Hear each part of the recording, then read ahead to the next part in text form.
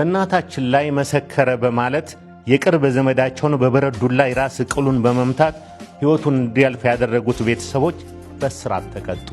በኩዩ ወረዳ ብሪቲ ከተማ ነዋሪ የሆኑት ወይዘሮ አየሉ ሞቱማና ደምሴ ቶላ መካከል ዓመታትን ያስቆጠረ ይገባኛል የፍትሐብሔር ክርክር ነበረ።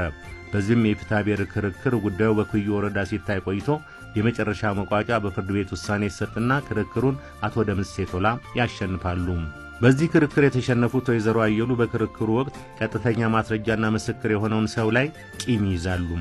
የወይዘሮም የሥጋ ዘመድና ሁለት ልጆቻቸው በእናታችን ላይ መሰከረ ያሉትን ተፈራ አያና የተባለውን ግለሰብ መንገድ ላይ ጠብቀው ሦስቱም በያዙት ብረት ዱላ የራስ ቅሉ ላይ በመምታት ሕይወቱ እንዲያልፍ አድርገዋል።